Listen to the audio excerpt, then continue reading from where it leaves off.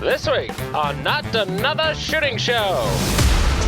Taking your gun to a gunsmith to have it cleaned is sort of the equivalent of paying someone to put air in your tires. Put it in some different holes. But some solutions aren't correct. You're going to ride the safety. But I don't want to ride the safety. He's Jeff King. I'm Andy Erickson. This is Not Another Shooting Show. We go just down I-80 from Jeff to Lincoln, Nebraska. It's honestly more often Lincoln than it is Omaha. Yeah. We get more of these stories from Lincoln than Omaha. It's This is at least the third or honestly. fourth. Yeah. Anyway, a man was arrested Tuesday night after Lincoln police said he pointed a gun at his neighbor before accidentally shooting himself. Let's go. Yeah. Edvin Interiano, who's 42, was charged with terroristic threats and possession of a firearm while committing a felony. This happened on June 20th, which I guess would have been over a week ago when we're recording this anyway. Around 3 a.m., LPD arrived in the area of North 41st Street and Huntington Avenue on reports of a man pointing a gun at another man. According to court reports, the police contacted the man with the gun, later identified as Interiano, and found a concealed black .22 long rifle handgun tucked in his waistband. What do you suppose pistol it was? It doesn't say. I'm just like, if you're going to guess, what black .22 pistol was it in his waistband?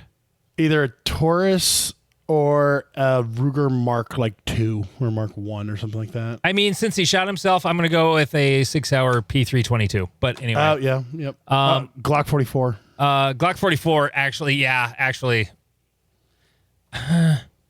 both of those seem... Those seemed like too high dollar of pistols. I know. For this story. Probably like a Jensen or some other Ring of Fire. I mean, a Ruger at best. Yeah. Like the Ruger SR22. His grandpappy bought in 1953 or whatever the hell the first one came out. It wouldn't be a Mark 1 or 2. Clearly. I mean, could it be a Buck Mark maybe? Maybe. Yeah. Or that Smith & Wesson Victory, is that what that 22 target pistol is called? Yep. The Mark ripoff. Anyway, let's see. Police said while searching Interiano, they learned that he had discharged the firearm and shot himself in the hip. He appeared to be under the influence of alcohol, according to LPD. The victim said he had been drinking with him earlier that evening. The victim's not the guy who shot himself, by the way. The victim told police that he was returning to his apartment from a walk when Interiano began yelling threats at him outside the building, according to the arrest affidavit. He also said that Interiano pulled up his shirt to show a firearm and then pointed it at him.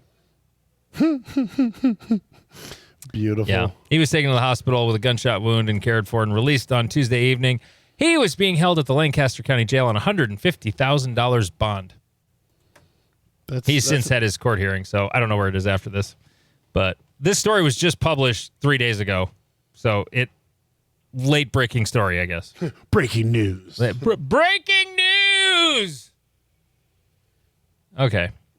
No, I used to do a bit on my radio show where I had this like special music bed, and it would always be like something super obvious, like breaking news!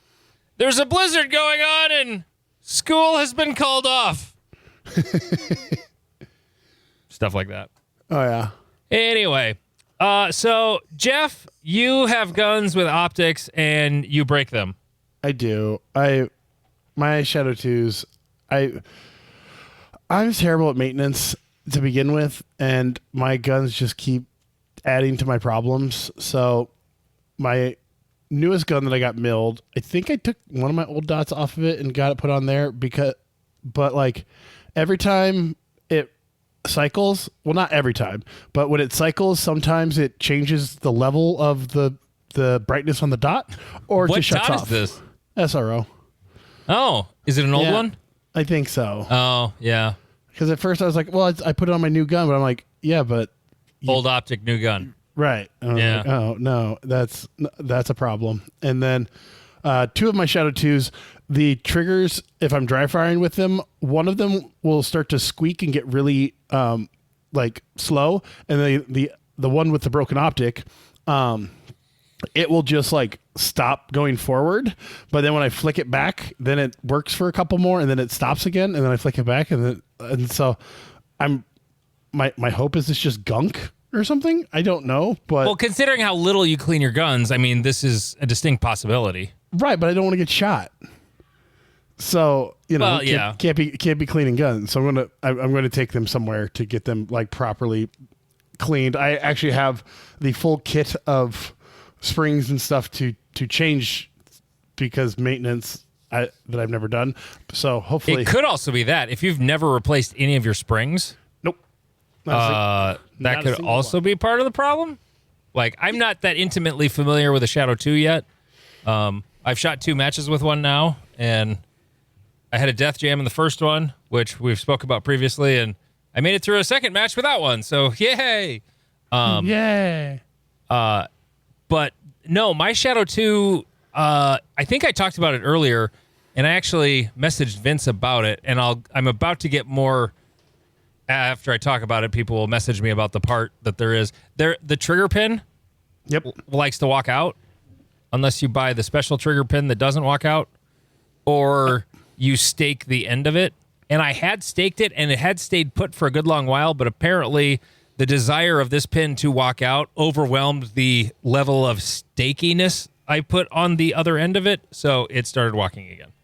Interesting. Yeah. That's not a problem I've dealt with, but all my guns have kits in them that I think include that piece. I don't know. Again, I know fuck all about my guns. This is how pretentious I am. I'm looking at these things being annoying, and I'm like, I should go buy 2 new ones and just put hollow sun optics on it. Fuck it. Like, we're doing it live. The other thing that's sort of obnoxious about this, like, as you're talking about it, like, I'm just going to take it to somebody and get it cleaned. Like, taking your gun to a gunsmith to have it cleaned is sort of the equivalent of paying someone to put air in your tires. Yes. And there's some level of like, I'm never doing that. In my defense, I'm assuming that they're going to take it down to the frame. Like, and my experience with taking guns apart has always resulted in a gunsmith putting it back together anyways, because I am mechanically retarded. And so I just skip the middleman part where I show with bag of parts. I do judge you less just because it is a CZ. If this was a Glock, I'd be like, no, Jeff, watch a YouTube video, learn how to do it. Right. A CZ is more complicated. Right. Like, I was going to try to pay my buddy Nick because he messes with his guns all the time, and he's like, he basically refuses to work on anyone else's Shadow 2s because they're such a fucking pain in the ass that he's like, I'll tolerate doing it for myself, but I will not do it for another person. Right. I'm like, well, and isn't he like a heavy equipment mechanic or something? yes. Yeah. So he is mechanically inclined, and so for a mechanically inclined person to be like, these things are like, fucking no, annoying. I don't want to mess with it. Right. I'm like, here you go, ×3, fix these, thank you. So yeah. Some of my favorite guns, like I love my CZs. I don't like working on them, you know. Thank you, CZ, for being the title sponsor of Area 3, but I hate doing maintenance on my own gun. Yeah. I love shooting it. I don't like the maintenance part. Right. And that's kind of the funniest part about it is that they are a fantastic machine, but they're annoying to work on, and they're not to be even more pretentious, they're not cheap enough to just buy another one. So okay, since we're talking about Shadow 2s kind of exclusively here, I was going to mention this later, but I taught an intro class on Saturday, and I forgot to bring my revolver. One of the pistols I have people shoot in the class is a Smith & Wesson 686 4-inch. Great revolver. They shoot 38s out of it. It's the second gun they shoot after they shoot the 22. Very soft shooting, and it's great, but I forgot it. But I also had like my backpack that I take to matches with 2 pistols in it goes with me everywhere I take guns. Right. Because all my tools, everything else that I need for shooting of any kind, whether I'm shooting rifles or shotguns or anything, there are things in that bag that I need everywhere I go to do gun things. So it comes with me. Well, I had my Shadow 2 in there. And so I'm like, well, this will be a fun gun for him to shoot. So that was the last gun I had him shoot then to make up for getting the revolver. And the thing that was so funny, watching everybody shoot it with a dot on it, and there's no irons on it at all because Vince puts that like retaining cap that's not a front sight on there. Yep. And then there's no rear sight anymore. So they did a pretty good job finding the dot, without any sort of guidance. Like the first dot gun they used was the Shield Plus, and you can still see the irons through the window. So, hey, if you can't find the dot, just try to line up the irons and, there it is, So they all found it pretty well. But here's the thing that was so funny to me, though. Every single person who shot it, and these are brand new shooters, most of them who, yes, I showed them how to grip the pistol, but they're not good at it yet. But watching them shoot it, it looked like Jeff shooting a Shadow 2. Like the way the gun behaved. Because it's so easy to shoot. It's a heavy gun. As long as you just squeeze it pretty good, it's just going to go whoop, whoop, whoop. Yeah. It doesn't really fly up like a Glock will, if you have a bad grip. Because physics. Yeah. Super freaking heavy. And I've got like rough grips on it. So no matter how they held it, like it was going to stay in their hands pretty well. And by the time they shot that gun, which was the last one, they knew to hang on to it pretty tight. And it was just funny to watch. And then everybody, I was like, how did you like that? They were like, oh yeah, I like that. It's really heavy. I like it. Yep. Oh yeah. The fact that it just the way it behaved in their hands is what made me laugh. Is it behaved like they knew what they were doing, even though they didn't. Right. Yeah, it's like putting someone in a race car and being like, okay, drive, and they're like, this is amazing. And you're like, yeah, I mean, it's built to do the thing. It does it well. It makes the thing easier. I mean, they weren't running it like at the speed I did. It was all like individual shots, but it would just go broop. Like they wouldn't even have to try to return it. It just did. With lighter pistols, they tend to like leave them up in the air after they shoot them. Like I'm not teaching, to return the gun or anything really in that class. It's just shoot it, get used to it, pick out what you like. Yep. And it was, it made me laugh. Anyway, anything else about your optics and guns that are you need to vent about? No, they're overall like they still generally work. They just need to be treated nicely, and I'm just not the person to treat them nicely. Yeah. I mean, this is probably as much your fault as anything. Yeah. Oh, it's 100% my fault. Yeah. Like at minimum, I should have been taking these once a year to the gunsmith and been like, replace all the springs. I know I'm not going to do it, so just fucking do it. Like, but I'm a Midwesterner at my core. I am still using mag springs that I bought from a guy in 2019. Like I haven't. Oh. Yeah, they're practice mags, but like I bought these mags from him already with like the grams followers and everything, and they have been my practice mags for since 2019. So, and I haven't changed anything, and they work fine, and there's no reason to change them out, because one of the dumb things that I did was I was like, oh, I'm going to have all these mags and da-da-da-da. And what you're supposed to do is when every year you change those out. Well, when you have 50 fucking mags, it gets kind of expensive to trade out all those springs. And so I'm at the point where once a spring turns into a maraca, I immediately take the follower and spring out and throw them away. And so I just have the empty shell waiting for a new innards. Speaking of mags, this was something Tom said on the Paracast one time. Why do you need extensions for every magazine? You don't. No, you don't. And as soon as he said that, I'm like, oh yeah, you don't. You really don't. The obvious, like, I want it to be the same for every magazine so I know how to reload it. Oh, do you ever shoot production or a gun that doesn't have them? Well, no, not anymore, but right. Well, and I'm the first one to say the weight really doesn't matter that much. That 5 extra rounds, and do not shoot 23 round drills.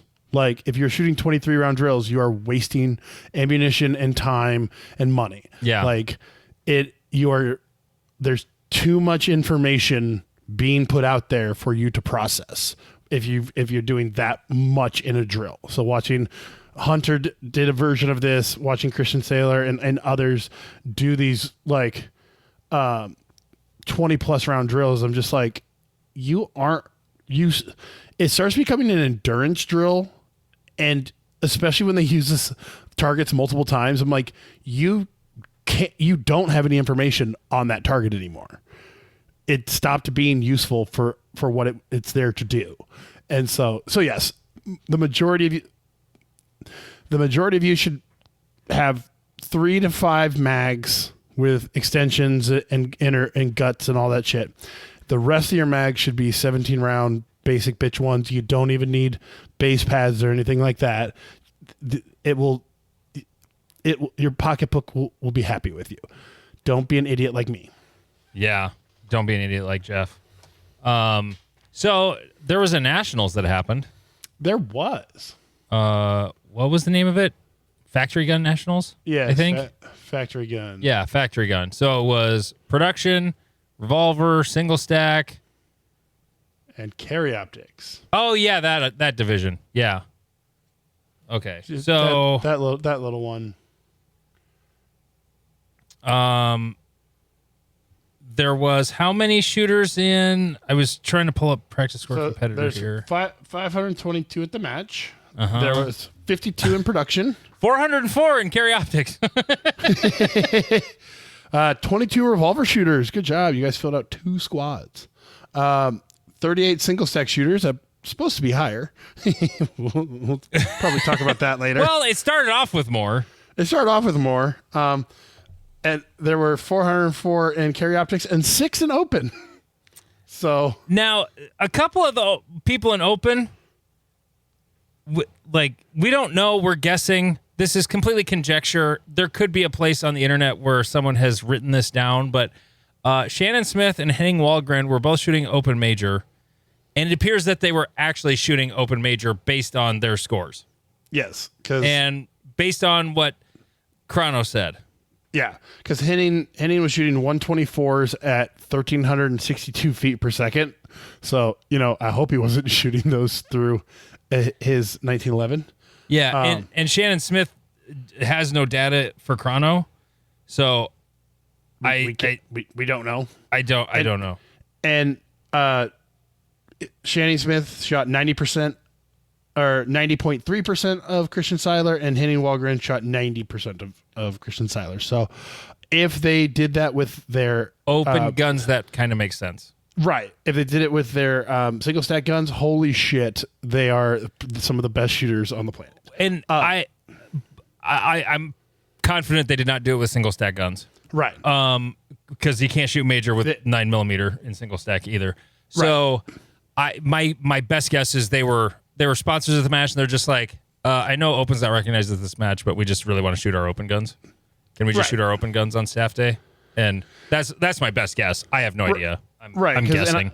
Because I've never, I don't normally check this out, but those that were bumped to open, their scores are orange in the app, and they also showed up after Henning and Shannon Smith were already there. So that indicates to me that they were moved there due to an edit. And the Chrono, I never noticed that Chrono actually, at least at this match, they put why people ended up there. One guy went sub minor, or no, sub minor you wouldn't go to open. You would just shoot for no score.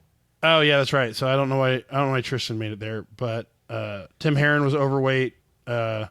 Lin Dang was mag too long, and Feng Gao is not a legal production gun. So it was super interesting. It doesn't say why it wasn't a legal production gun. Right. It just says did it not fit the box or right it just says not legal production gun. Yeah. So but no, it's an interesting thing I learned about Practice Score Competitor.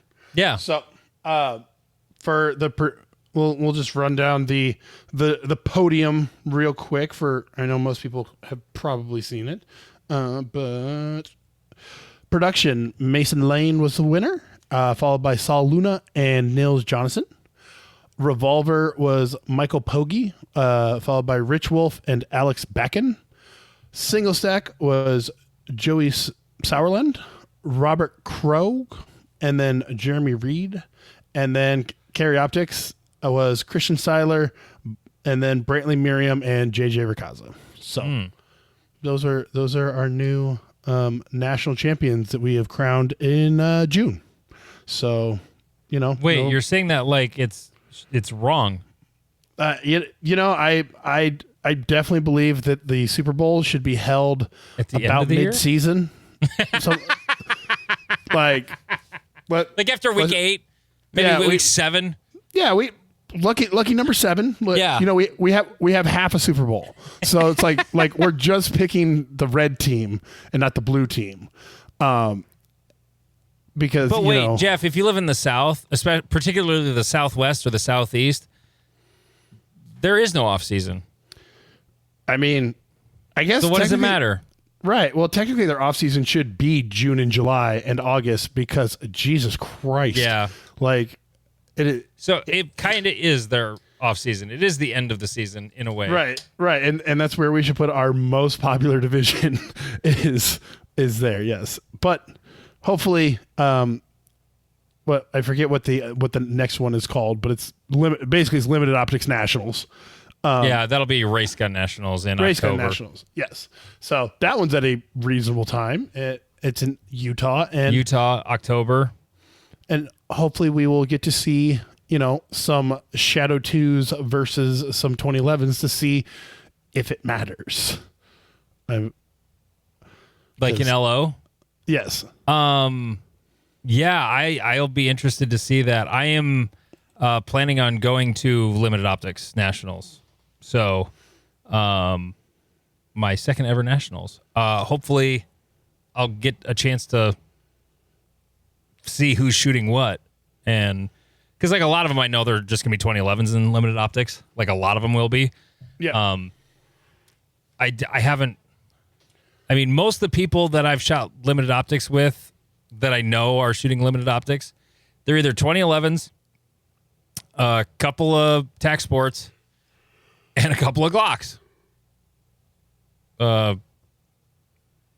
Yeah. Yeah. So we shall see. I almost wish you could put like a little category tag next to him and be like, I'm shooting my CO gun. just so that we can. Just shooting CO gun. Yeah. Just so that we can, get data. Does it actually fucking matter? Yeah. It doesn't. So I shot a match that was not Nationals. It was just our Thursday night club match this past week. And it was better than my previous match, but it was still shit. The weird part, though, was I actually, like, in terms of the finish, like the standings, it was okay. I think I came in, what was I, second overall? Yeah. Yeah, I was second overall. There's some new young kid. These fucking young kids, god damn it.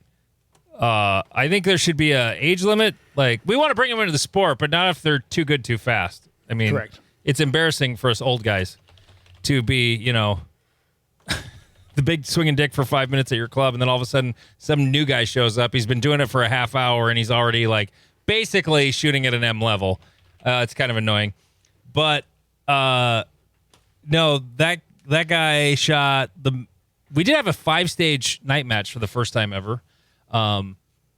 The longest days of the year, the most daylight. So kind of figured, why not? We'll have 5 stages. It also really helped that I had 4 people in the days leading up to the match, I think probably 2 or 3 days in advance, had all said, hey, I'll build a stage. I got a stage plan for it. Perfect. So I made up the 5th one, which was just going to be a burner speed shoot. And all it was like a double bill drill, like 6. There was a 5-yard target and a 10-yard target. Shoot 6 at that target, mandatory reload, shoot the other 6. Yep. And the targets only lasted about 1 squad. So we changed the targets after we shot it. Yep. And but it was super fun. Like, it was a really fun stage. Just super basic, simple 5th stage to just get a little more shooting in. And it was very quick reset. Like, I walked down with a pacer. Normally, I never use my pacer gun at club matches because I don't want to lose it. Right. So I always leave it in the bag or leave it at home. But I would walk up and just like, no, don't worry about it. I got it. Yep. And it super fast. It was fun. Anyway, The shooting. I was not. I had dumb things happen. That double bill drill stage was our first one, and then the next stage was a stage that had 21 rounds in it, but there were 5 steel targets. One of them a swinging plate, and 21 round stage, 25 round gun. After the first array, there is a nice little open area to run where you can reload. So there's 3 paper targets. It's only 6 rounds, but hey, this would be a good time for a standard capacity magazine. Shoot 6 rounds, drop it, and then put in a 24 or 23 rounder or 21 rounder or whatever. Yep. You know. But I never considered putting that in my stage plan because it's a 21 round stage and I have 25 rounds in the gun. What do I need a reload for, Jeff? Because steel's anti-bullet. Sometimes steel is anti-bullet. And sometimes you just throw an extra round at a paper target because, ooh, that looks like a Delta or maybe a Mike. And so I have, oh no, how many have I fired? Shit. I'm going to end up with a standing reload at the end if I don't.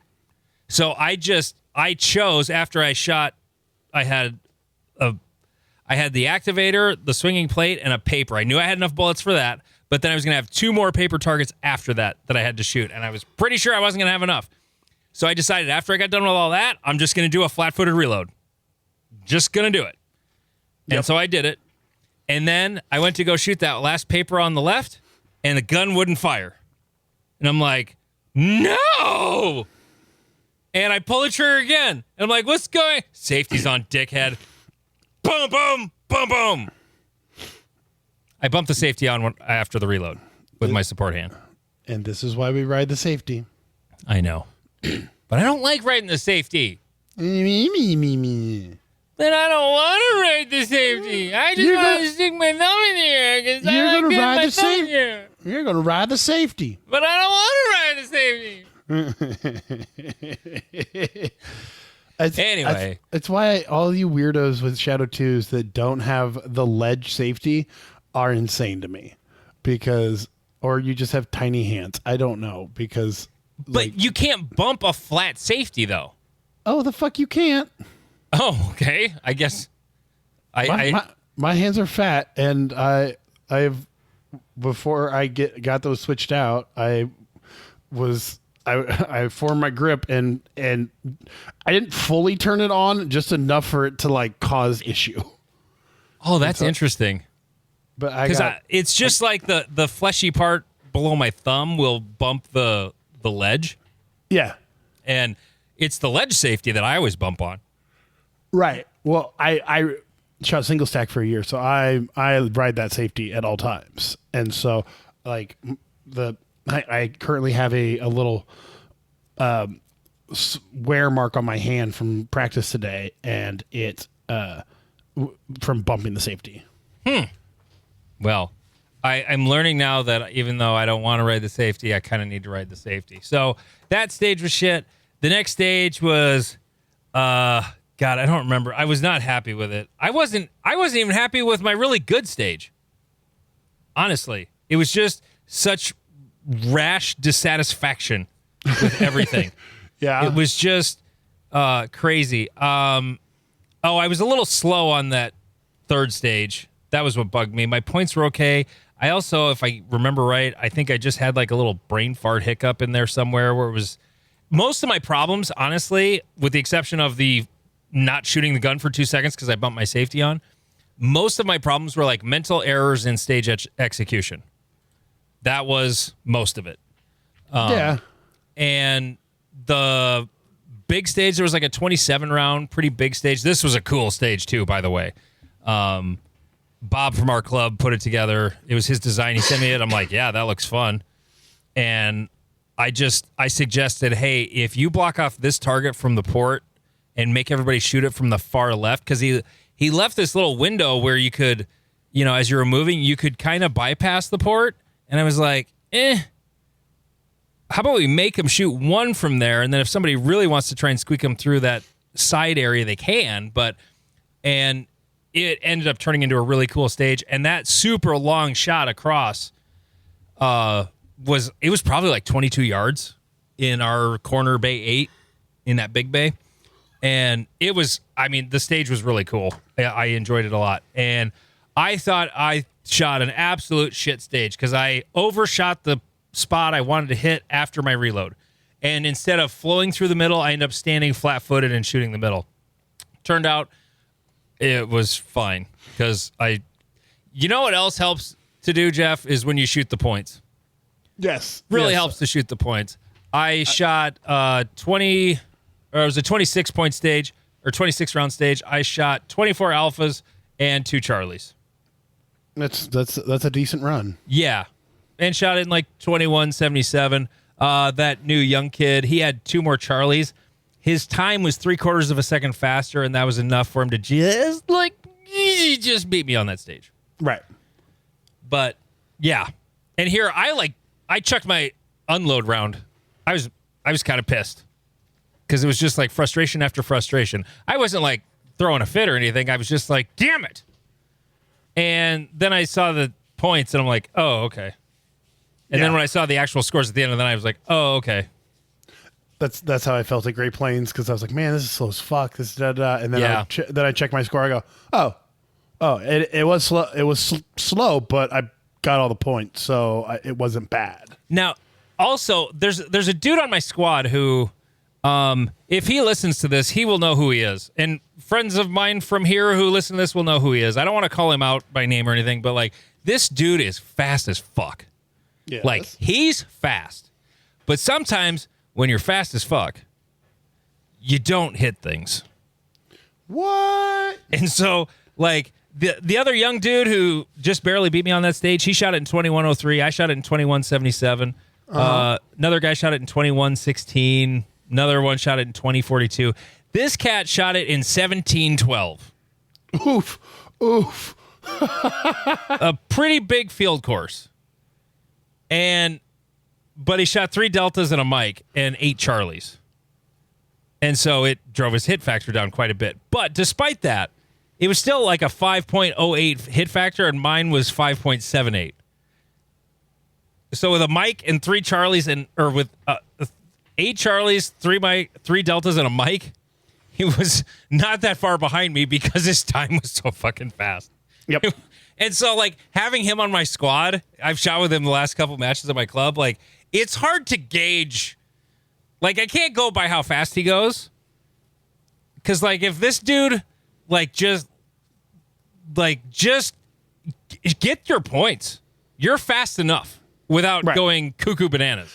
Right. He needs to have those training sessions that I did a couple weeks ago where I went balls of the wall on the first one. I think I went conservative on the first and then balls of the wall on the second one. And I saved like a second, but had a score like his where it was like, oh, Charlie's and Deltas and Mike, so am I. Yeah. And it's like, oh, for one whole second, I think that extra second could be used more efficiently, getting more points. But this isn't 1 second. This is like 3 seconds. Like, he's cutting a lot of time. So, like, he's on the right track for sure. Right. Like, this cat is fast. But, like, if you just... Like, he doesn't... I don't think he needs to practice more. He just needs to, like, commit to discipline and aiming and shooting alphas. Yeah, well, and that's the thing, is that he doesn't need to technically train the skill more. He needs to train the discipline and execution. The execution and mindset of, like, hey, go here, do the thing, go here, do the thing, go here, do the thing. And that's... The classifier, too. Here's another example of this dude. Everybody here locally knows who I'm talking about. His name's Jonathan. He's really fast. Fucking Jonathan. On the classifier, Jesus Christ. Okay, it was 2207 was the classifier, if you care. It's like one of those like medium course, left to right sort of stages with some stuff in the middle. And I shot like a high A class score with 2 Charlies. Shot it in 882. He shot it with 6 Charlies, but shot it in 704. And he was almost a whole hit factor higher than I was. NCO. I just happen to know the percentages for classification are wrong in practice score competitor with the changes. So I don't know what his actual percentage was, but it was probably, I'm guessing that was an M class run, despite having 6 Charlies. So, like 6 Charlies, but he shot it like a second, almost 2 seconds faster than me. It's like, dude is hauling ass. Like, goddamn, just like shoot some more alphas, and the guy's gonna be a GM in no time. And he's a younger dude too. He's not as old as me for sure. Who's as old as me? Well, Bob, who created the cool stage, he's old enough to be my dad, so I'm not the oldest guy there. Right. Anyway, it always makes me wonder what would happen, because we always talk about, if the sport expanded, like, would we get an influx of like former D1 athletes who just stomp our dicks into the ground due to athleticism? Wait, but Bruce says quick feet doesn't matter. Right. Well, we don't know, because for what I know, we have no former D1 athletes. And I think we've talked about it on the show before, but like we have a local indoor football team, which is professional. They are paid for what they do, but it's not the NFL. But these guys came to my gym to do like kickboxing lessons, and the athleticism and mindset that they put towards what they do is insane. It is a different level than what we do.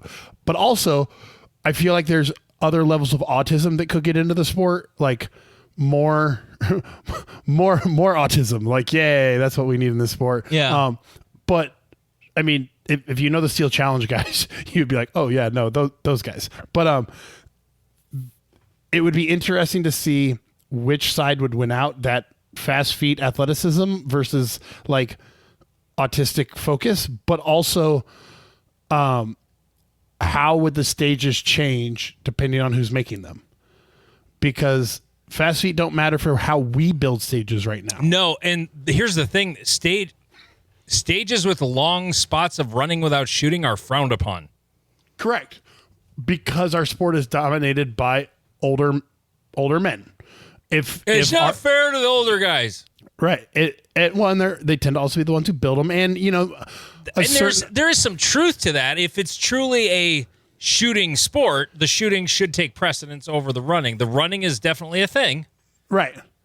But it isn't the main thing. Correct. And it does change it. There's a guy out of northern Iowa who was a former like D1 football player or something like that. And he went to one of the brutality matches, and he just like physically dominated it.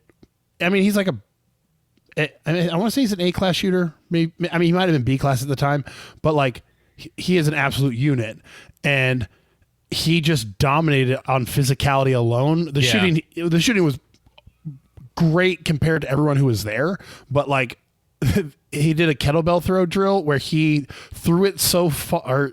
Normally it's like 5 throws. It was 5 throws to one side, 5 throws back to the other side. He did it in 3 throws total.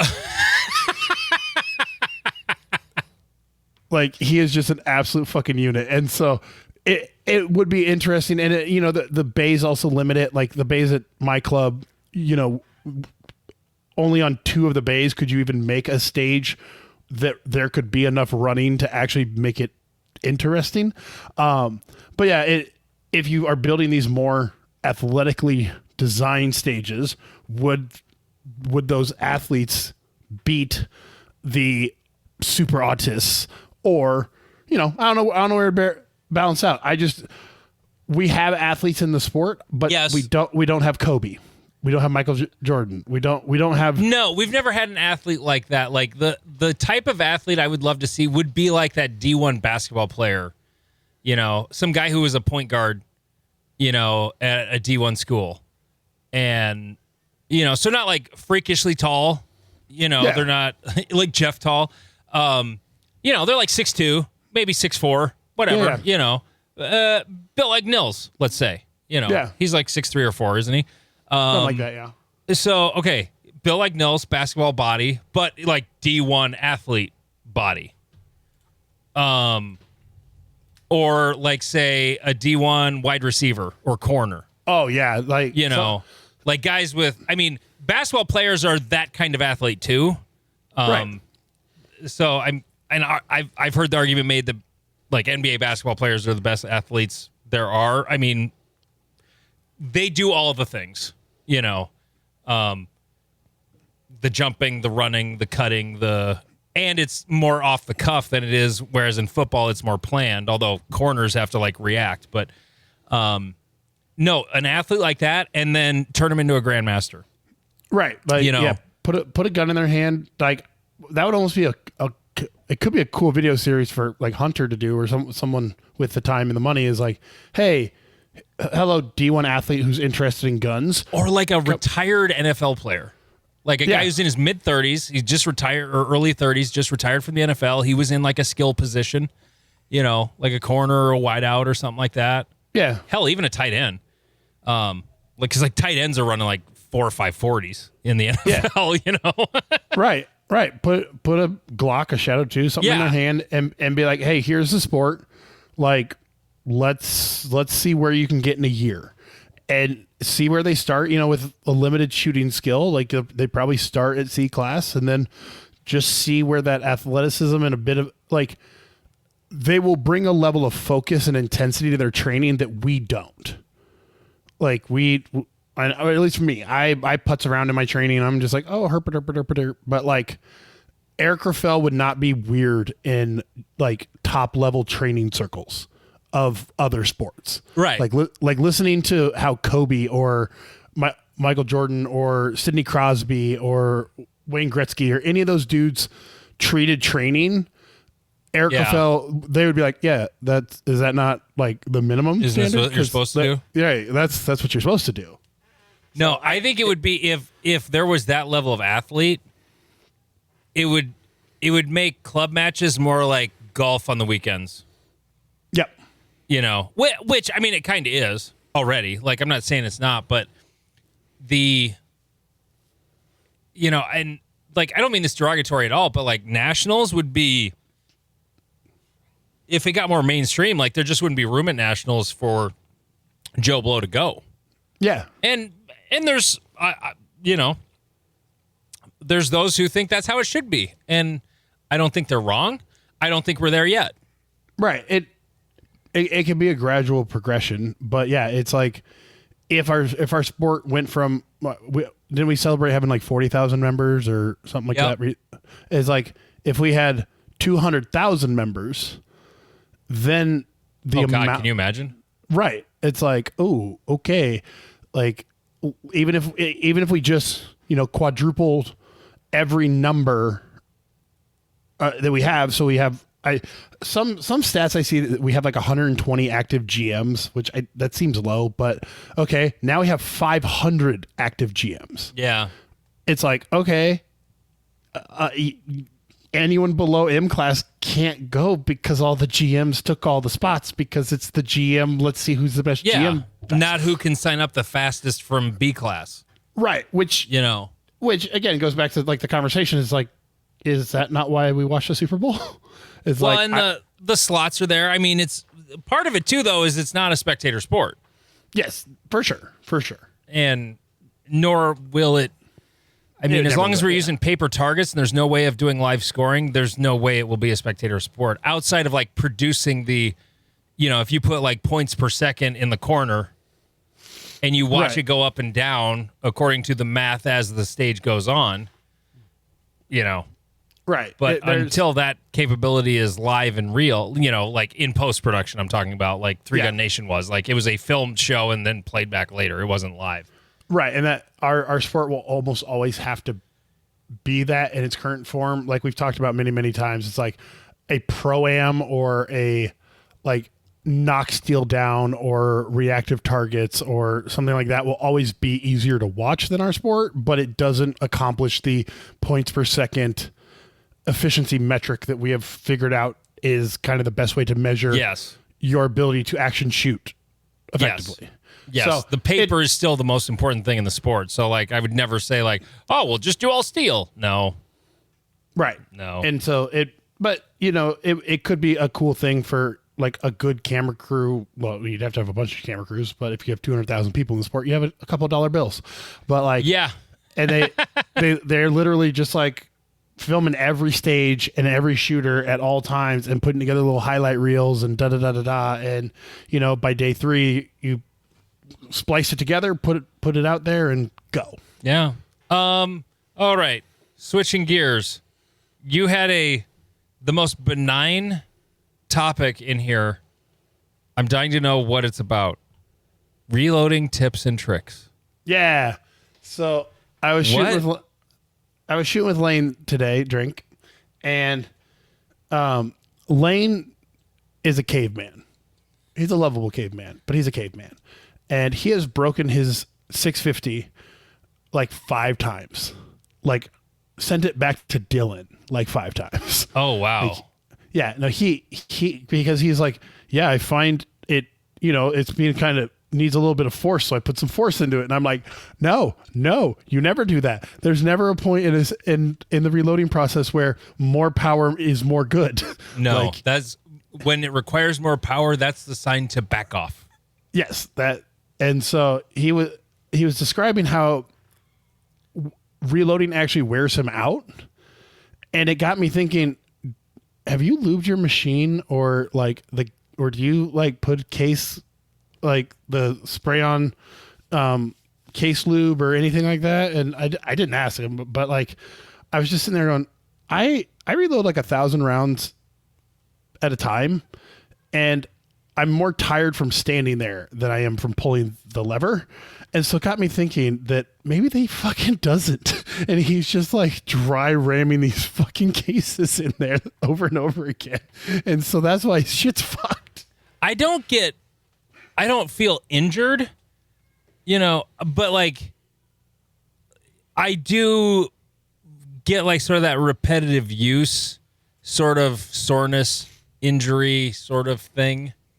Right. Before Dan fixed my press for me, I was using a little more force than necessary because I had to seat the primers far enough. Turned out my priming seater was jacked up the whole time. And I knew I shouldn't have to push that hard, but I had to. I need ammo now. I don't have time to fix it.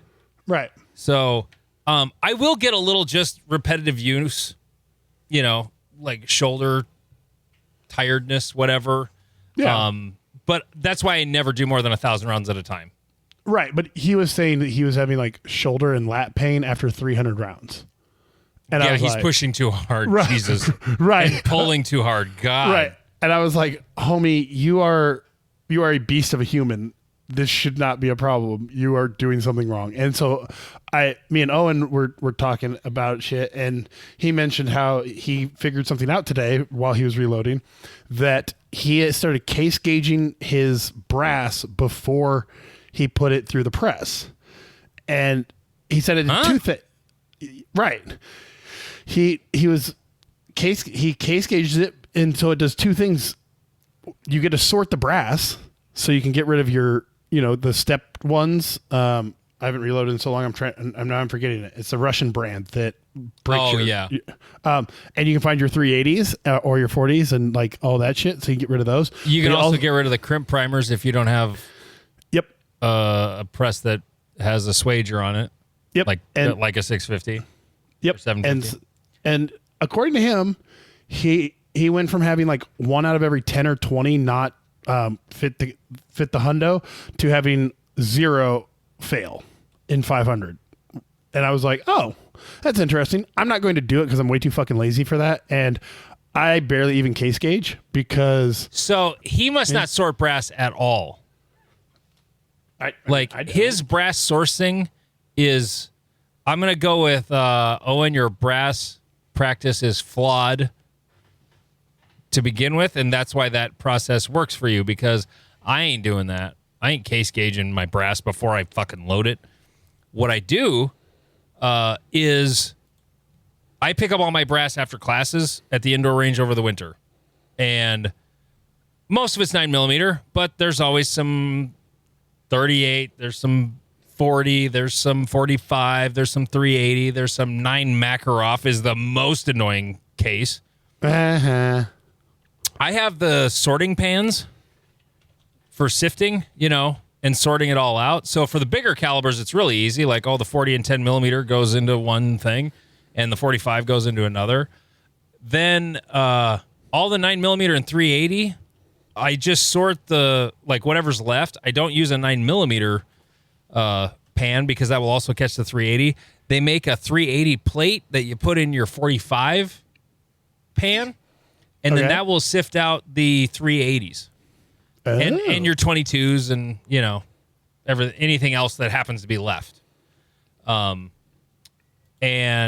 I still get 1 or 2 380s every now and then. If 9 Makarov ends up in there, I'm fucked. Like there's no easy way of getting rid of that. No. Because it's so close to 9 Luger. It's ridiculous. I hate that cartridge so much. I think the biggest difference is it's just not tapered like 9 millimeter Luger is. Right. And that's why 380 will go through a thing that 9 millimeter won't, because it's not a tapered case. So it's just a little thinner. Anyway, I sift with the pans, and I think the set is like $40 or something like that. The 380 pan's usually extra, but that's what I do. I wear a particulate mask when I'm sorting, for the dust and whatnot. And then once I get it all sorted, then I just have my dirty 9 bucket and then wash it. And then it comes into my reloading room, and it's the clean 9 millimeter bucket. And I don't have, I'm not putting it in a case gauge before I put it in there. I don't have that. Honestly, I have more rounds fail the hundo because the hundo's dirty than I do because they don't fit the gauge. That was also going to be one thing I was going to say to him is clean your hundo. Clean the hundo. And I know it'll sound stupid, but take the round and put it in giggity, put it in some different holes to see it. Because I've had that happen where a round fully fails the case gauge, like should not even chamber, and I just move it to a different one, and it's like totally fine. And then I put the next round in the one that one failed in. Yeah, where fits perfectly fine. And I'm like, what the fuck? Yeah, but I've also had it where I have one that's not going in, like it fails. I can force it in, but it doesn't want to go in, and it's still kind of maybe a little above the top edge. And so I pop it out, I put a different one in, and it's failing in the exact same way. Yep. And I put those into a different hole, and it fits just fine. Yep. And that's when you get your barrel cleaner or your and just barrel brush. Yep. Barrel brush. And clean the gunk out. Yeah, because Hondos are amazing, but they are a great tool, but they also need maintenance, even though they are just a block of metal. Yeah, there is, I once considered just resizing all of my pistol brass without loading it. Yep. And here's why. Because then I can, once it's already sized, I can wash it again, which is not a time consuming. Like it takes time, but like it doesn't take my time. Like I just put it in there. If all it is case lube that's on there, like I'm just throwing it in there for like 30 minutes. It's not really cleaning. It's just getting the lube off. Yep. So do that, dry it. And then when I'm loading, then I won't have this greasy ammo that's going into the hundo. And then I'm questioning, does this actually work? But it also is like, okay, what's more work, that or just running a brush through 100 holes of the hundo? Right. And 100 holes of the hundo sounds like the way to go. Right, because Lane was joking about getting an auto drive, and I'm like, you ugga dugga way too much for an auto drive. Do not even think about it. No, I think an auto drive is the perfect solution for Lane. Oh, I hear they're very finicky, but if the finicky part is, you have to have a friend like my friend Dan to like make it run for you, and because I'm not that guy. Yeah, and so one of the ideas I've heard before is, like you said, they'll have an auto drive setup that only deprimes and resizes, and that's all it does. And probably swages. Probably swages, but like the whole bullet and powder primer, that whole part, they do it manually. Mm-hmm. And so if for those who are like, oh man, like how serious do people take this sport? Oh, well, they've got a lot of guns. No. The serious people have multiple auto drive presses. Like I think it's Eric Steiner has 2 auto drive presses and a third one to like process the brass.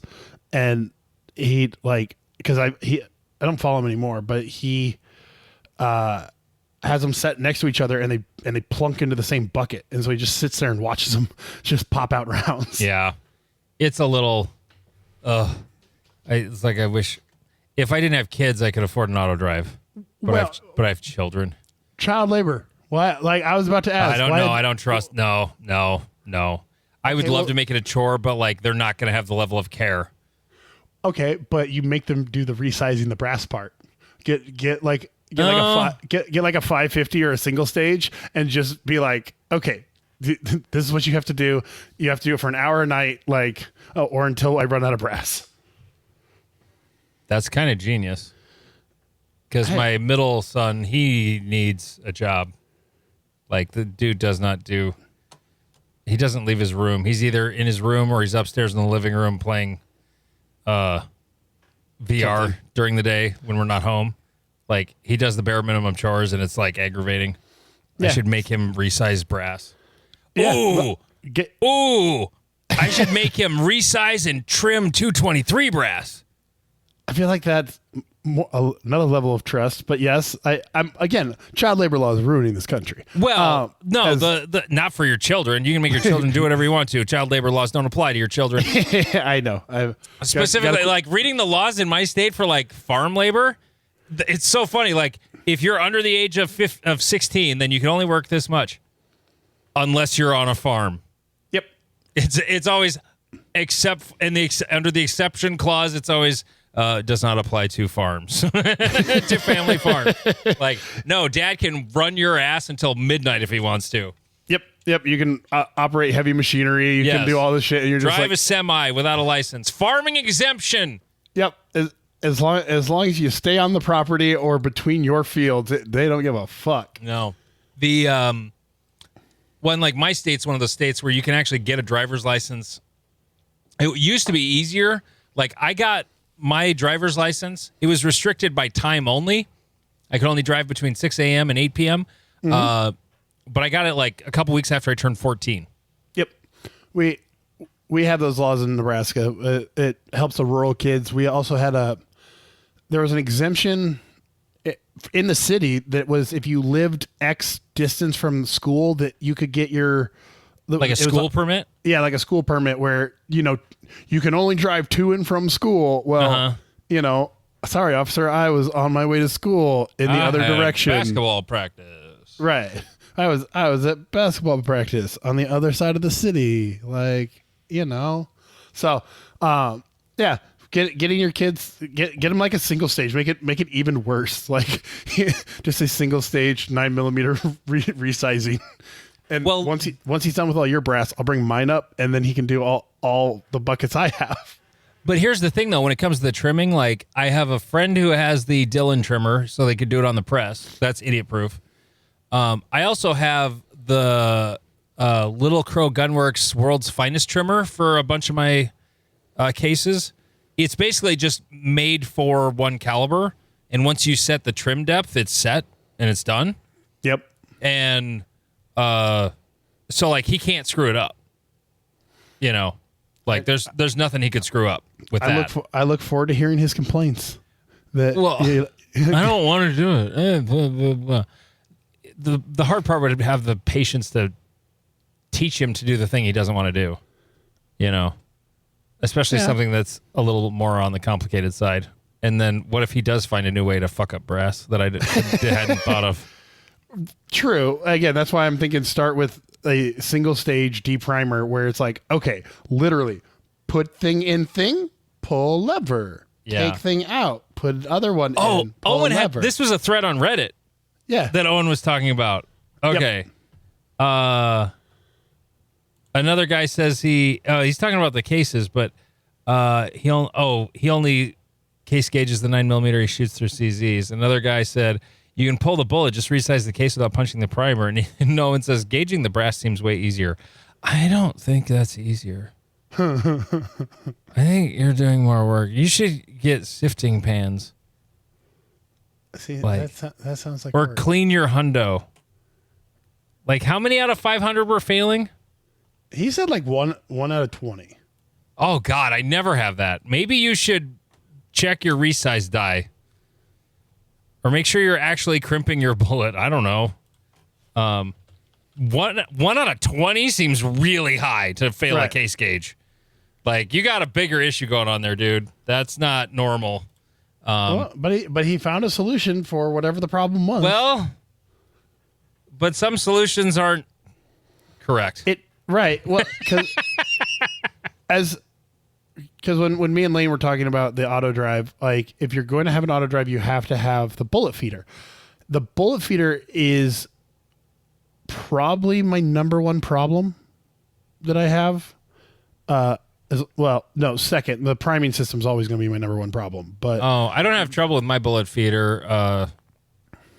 It's my left hand. So correct. Well, that's what I'm saying is if you're manually putting it on there, it's fine. The bullet dropper, no matter what you do, ones will get in there upside down. They'll do this. They'll do this. My favorite is Todd will every time he's like, I think I figured out the bullet feeder. Like it works great. And then somehow I fuck it up and I'm like, nope, I had 3 in a row that I had to switch. Like, and when you get used to a 650, kind of like what Andy was saying, where when you pull and you start to feel resistance, you're like, okay, stop. What is this resistance telling me? Is that everything in a 650, I got to the point where, I was fixing a problem as I was reloading. Like I wouldn't even stop, flip bullet, go, or like, oh, my primer system wasn't fully resetting. So I learned to like manually like reset the arm on it while I was going. And I reloaded thousands of rounds doing that. And it was just, God. Oh yeah. I will work around a problem before I start trying to take anything apart. Again, I am terrified of taking things apart. I do wait until there's an actual breakage stoppage before I will start taking it apart.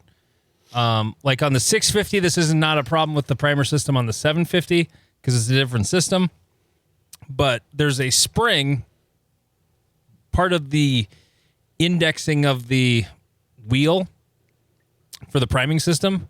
The primers come around on a wheel. They're not on that little shuttle thing. Yep. And there's a spring that is sort of, when it's compressed, it gets kind of twisted. It's on a little curved piece of metal. And after a while, that spring just breaks. It's like probably the number one. I think it's probably the number one spring that breaks on a 650. At least it has been for me, because I've broken 2 of them in the last like 7 years that I've owned one, or 8 years. Yeah, it just they wear out, they get kinked up, they eventually break. And when it breaks, like it shuts down the press. Like it's not working anymore. And so the first time I broke that, discovered, oh, I'm so glad I bought the Dillon replacement parts kit. Yep. Because I had another spring. And then after I broke that one, then I decided, oh, I'm just going to order 2 more of these from Dillon, and then I'll be good for a while. So, yeah. And actually, it's been a while since I replaced that. I should probably I should check if I still have one more. I think I'm out, actually. I don't think I have them. Or they're somewhere I don't know where they are. But anyway, well, reloading is so much fun. Oh, that's a funny. I didn't see you type that one in there. Yes, we're bad at Reddit, and yes, Europeans and other nation people, we still want to do those interviews with you. Yes, we're just really disorganized. Yeah. Like for anyone who thinks that, we're professional or like take this super serial, we normally put together the show about 5 minutes before we start. And I found in the mod things, because Owen told me that he was having, like, he tried to post something that was like insulting to me and it wasn't posting. And so I was going in there to post it, because I don't give a shit. And I found a post by an Israeli dude from a month ago that was stuck in the queue for some reason. And so when you listen to this, it will actually be reshared on our subreddit, because I learned you can cross post onto your own like I'm not cross-posting to another Reddit. I'm can cross-post your own thing onto your own thing? Yep. And we've had someone from Israel, we've had someone from Australia, we've had someone from Slovenia, we've had some I feel like there's a third or a fourth one. But so we've had several people hit us up on different ways. We do want to talk to you. Yes. It is our plan. We're just really disorganized. And so please be patient with us. So someday you'll get a message from us on Reddit. You'll be meeting us in a dark alley somewhere. Or, we could just, send the message. Yeah, but that would be too easy. Yeah. Because we only think of it while we're recording. Correct. And then when we get done recording, then it's like, so things and stuff, blah, blah, blah. Or we just hang up. Like one or the other. Talk to you next week. Bye. Yeah. Okay.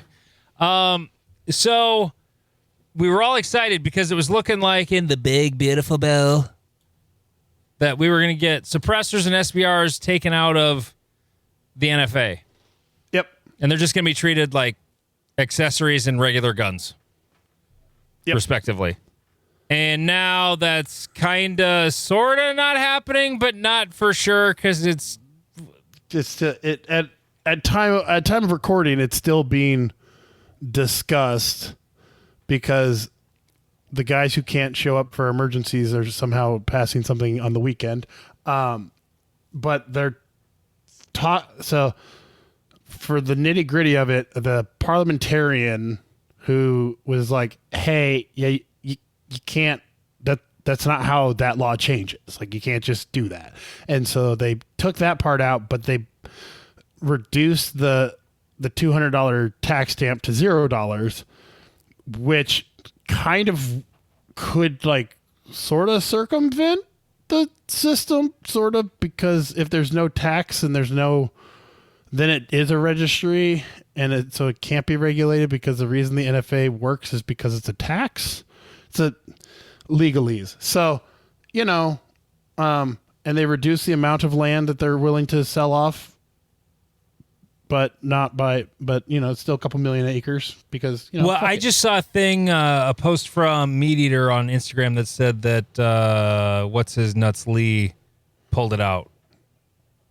I'm always skeptical of all things ever. But they usually, they don't post shit that's like false. Like, if they're going to post it, like, it's real. Yeah. So, let me look at that here. I did find one story, because, like, when I Googled that about the SBRs and whatnot, it was all talking about the parliamentarian said, well, it doesn't qualify under the bird rule. Well, there was an article from The Hill that said that the language was revised so that the language that would eliminate the tax stamp for silencers and for short-barreled rifles would be back in. And I'm just reading it on the fly here, so. Yeah, well, and it's still, I would have to go back to the House and pass there as well, so even if none of this is passed anyway yet, but, it's just the, okay. I'm reading the Meat Eater post. They have erased the land sale. Yeah. It's been completely removed from the bill. Yep. According to this. Yep, the Hill's reporting the same thing. According to Senator Lee, because of the strict constraints of the budget reconciliation process, I was unable to secure clear, enforceable safeguards to guarantee that these lands would be sold only to American families and not to China, not to BlackRock, and not to any foreign interests. Oh, bullshit. Right. It's actually that all of the... not to be on my horse, but all the people who are like, we love this administration and everything they do, we're like, hey, fuck you. No, I don't. And so it definitely, I was seeing a lot of pushback from places that I was not expecting to see pushback on this. So I found that fascinating to see. About the land part? Yes. The public lands? Yeah. Literally Hunter came on our podcast last week and was like, oh yeah, blah, blah, blah. And like the first video of his I watched after he was on, he's like, this administration's awesome. And like, it's the greatest administration ever. And I'm like, that's crazy how one item can shift everyone's perspective so quickly. I mean, I saw it from so many places that were like, whoa, whoa, whoa, whoa, whoa, whoa, whoa, push back. Cause initially it was supposed to be like 3 million acres of public land. And then he, reintroduced it as only 1.2 million acres because, fuck it. Yeah. and that somehow they were going to sell federal land to housing because, there's tons of federal land that housing would. Well, and most of this federal land was in the West in mountainous areas that's used for outdoor recreation, like hunting, hiking, camping, bird watching, whatever. Yep. And it's also leased for cattle grazing and some other. There are some commercial applications that this federal land is used, and they lease it, and then it's a money. It's not a huge money maker for the government, but it's a source. It's a source of revenue, and who's going to buy that much land? People, billionaires, billionaires. Like when you're talking 3.3 million acres, like it's. I mean, it wasn't like one land deal. It wasn't like selling it all to one person, but like it would just end up going to like icky developers or foreign interests or just billionaires, and or it'll get privatized into fucking like giant elk lodges and shit like that that I fucking hate. Like $5,000 a night, like elk ranches and shit like that. It's like some dude was arguing with me because I was drunk and being snarky. Who would have guessed? And he was like, "Oh, like take it away from the government and like make it privatize it, and the market will decide." And I was like, "No, you think we're the only place in the world that has this thing, right? And this public land that's free for everyone to use for outdoor recreation like this." Yep, we're literally the only country in the world that has it, and people don't understand how big that is. Yeah, like hunting in every other country on the planet is something rich people do. Only rich people do. Only rich people. And so like that's where like the $20,000 hunting rifles come from, is because the only people who can do it are already millionaires. So they're like, "Oh, I'm going to carry a $20,000 engraved rifle." Yeah. It's like hunters, as much as you guys feel powerful and like whatever, you don't have the money that, logging 101 coming in has, or strip mining LLC is going to take that mountain and remove it and fuck all your bighorn sheep and your mule deer and shit. So I'm glad this part got removed. This bill's already controversial for a lot of other things. It's nice that part got removed. I still have my doubts that suppressors and SBRs are going to stay in the bill. It was exciting when it came up and it was making it as far as it was, and it was like, hey, maybe. But I still was not getting my hopes up about it. No, and watching all of the gun sphere be like, oh man, and you're like, wait, you thought this was going to happen? Like, oh, I assumed it would fail. Like, I still like, if I was betting money on it at any point in this process, like I would have bet the money on it failing.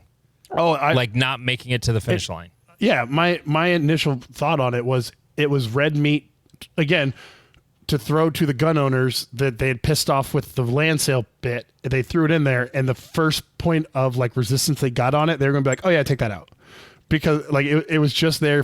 It's kind of like everyone always freaks out because the Democrats every term when they're in charge, every session, every year, they put an assault weapons ban. Yeah. It never goes anywhere. It never does anything, but it's red meat you throw to your base of like, hey, we tried to introduce it, and they can go to their constituents who care about that and be like, see, I tried. Like, I tried. And this is what that is. It's like, hey, I put that in there, and it just got taken out. Like, I couldn't do nothing about it.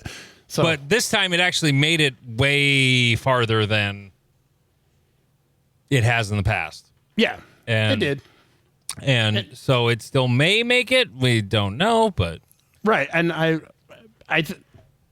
will generally argue that the NFA doesn't make sense in its current form, But I also get really scared with people with machine pistols because.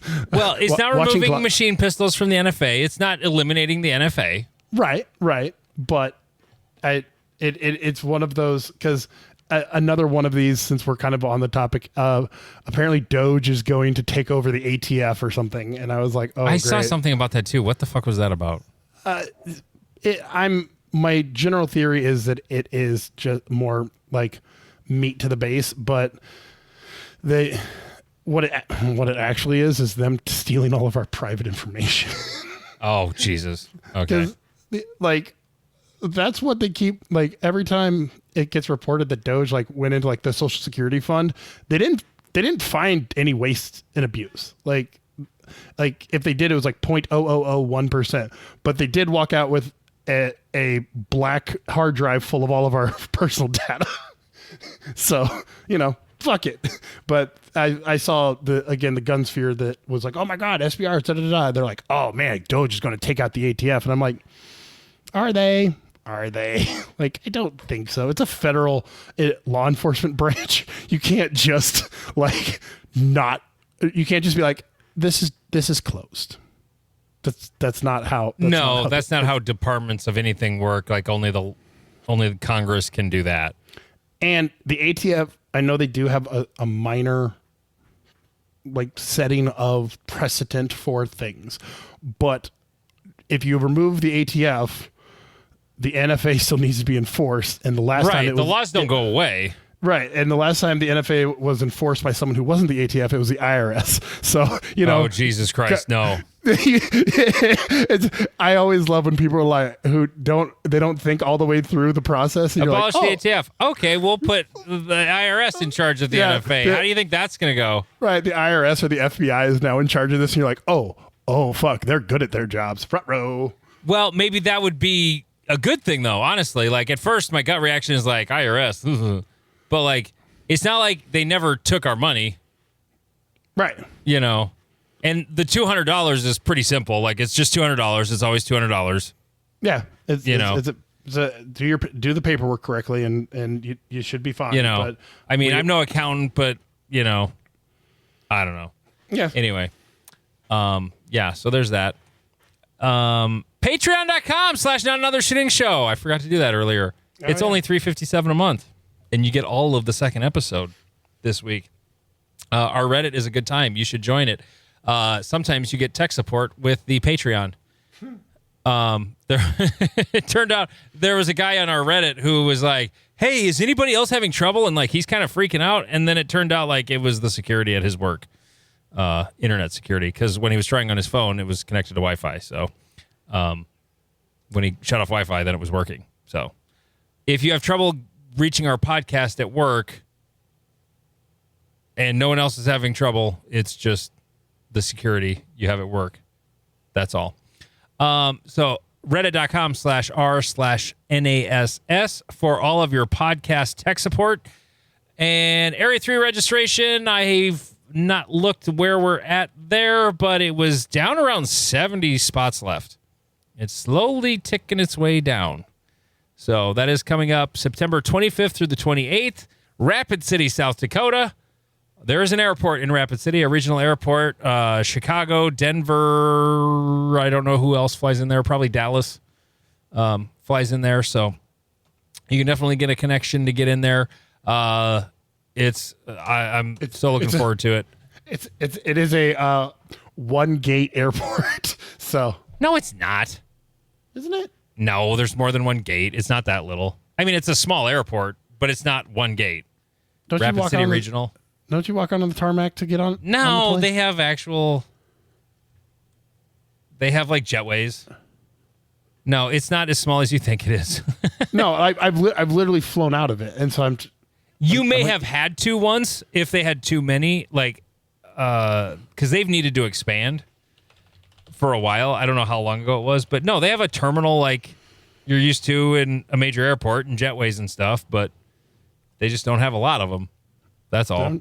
Now I'm trying to think of maybe I think you're thinking of a different airport because my dad lives like an hour from it, so I feel like I've. Anyways, yes, they have jetways at the Rapid City Regional Airport. Don't worry about it. just like my airport. Also, every once in a blue moon, an airline will accidentally land at Ellsworth Air Force Base. That happened one time because it's not far away. Ellsworth Air Force Base is north of I-90, and Rapid City Regional is south of it. And it actually just happened one time, as far as I know. An airline, they fucked up and landed at the Air Force Base. I don't know when that was.